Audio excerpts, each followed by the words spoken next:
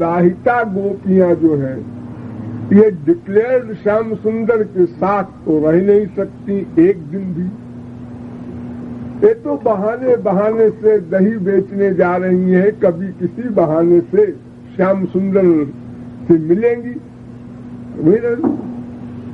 तो वियोग की आग बढ़ेगी। इस पॉइंट पर ध्यान दो। सबसे बड़ी चीज है वियोग, ईश्वरीय वियोग। बड़े बड़े परमहंस जो माया से परे हो चुके वे भी कामना करते हैं कि ये भक्ति मार्ग वाला श्याम वियोग मिल जाए, मिलन न हो या कभी कभी हो लेकिन वियोग हो, और एक से एक ऊंचा वियोग होता है। टेम्परेचर उसका हाई एक से एक अधिक होता है।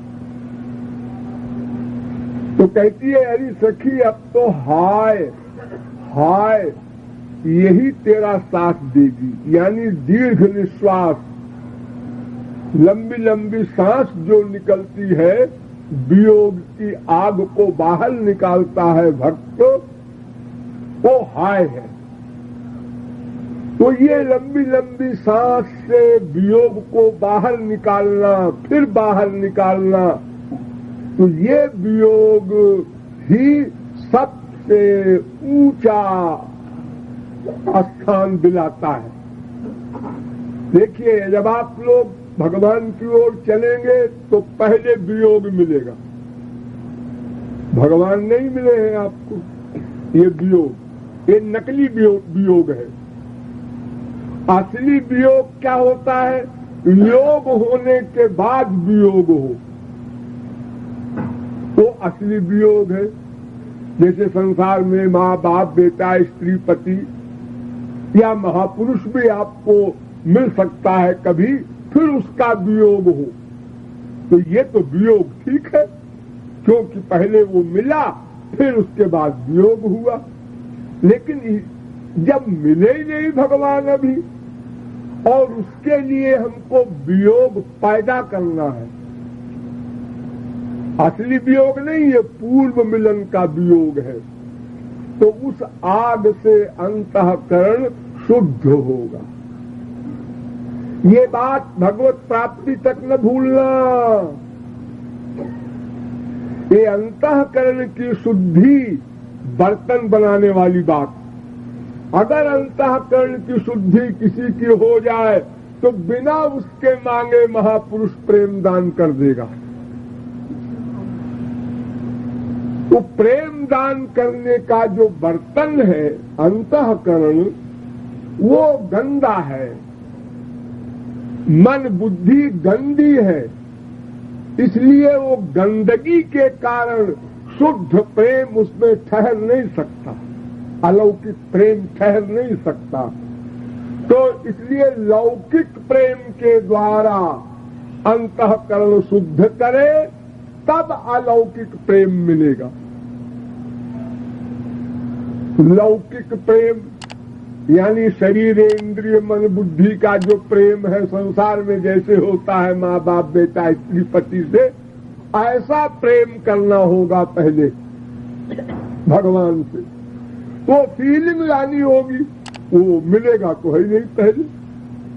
महापुरुष मिल सकता है, महापुरुष के प्रति हमारी फीलिंग हो जाए वियोग की तो भी अंतःकरण शुद्ध होगा, उसी प्रकार जैसे भगवान की फीलिंग से होता है। और अंतःकरण शुद्ध होते ही हमारा काम समाप्त। अब हमको कुछ नहीं करना, लेकिन माया है और प्रेमानंद भी अभी नहीं मिला है। ये दोनों काम गुरु करेगा, भगवान नहीं करते। गुरु ही दिव्य प्रेम देगा और गुरु ही दिव्य दर्शन कराएगा, गुरु ही माया निवृत्ति करेगा, सारा काम गुरु करेगा। तो उस दर्शन के बाद फिर वियोग हुआ गोपियों को, तो फिर वियोग से क्या होगा? और प्रेम बढ़ेगा। देखो श्री कृष्ण की विवाहिता 16,108 स्त्रियां थी द्वारिका में, विवाहिता दिन रात उनके साथ रहते थे, लेकिन उनका स्थान नीचा हो गया। द्वारिका की स्त्रियों का प्रेम नीचे है, समंजसारती कहते हैं उसको। और जिन गोपियों को वियोग मिला, इन ब्रज गोपियों का स्थान सबसे ऊंचा हो गया। तो सही पर्सनैलिटी के लिए वियोग होना भगवत प्राप्ति के पहले भी और बाद में भी, इससे प्रेम बढ़ता है, लगातार बढ़ता जाता है। आप लोग वृंदावन गए होंगे, वहां देखा होगा वृंदावन में बिहारी जी का एक मंदिर है, उसमें पर्दा हटाते हैं फिर लगा देते हैं, फिर हटाते हैं फिर लगा देते हैं। ये किसी महात्मा ने चलाया है, मनुष्यों का चलाया हुआ है, लेकिन उसका मतलब क्या है? दर्शन हुआ, अब पर्दा लग गया, अब वियोग, अरे अब कब देखेंगे, फिर पर्दा हटा, हाँ दर्शन हो गए, फिर पर्दा बंद।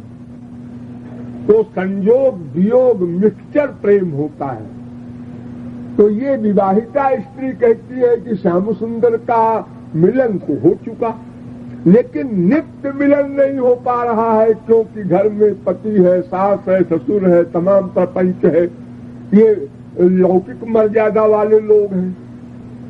हम कह भी नहीं सकते इनसे कि हमारा वो यार है, हमारी यारी चल रही है उससे। इस संसार में कैसे कहे? छुप करके ही प्रेम करना, इसी को परकीया भाव कहते हैं।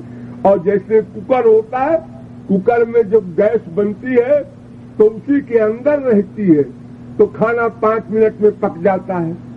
और अगर उसी को खुले बर्तन में बिना ढक्कन के पकाओ तो आधा घंटा लगेगा, 1 घंटा लगेगा।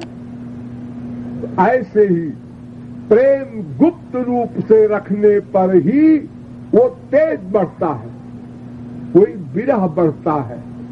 तो जितना विरह बढ़ेगा उतने उसका प्रेम ऊंची अवस्था को प्राप्त होगा।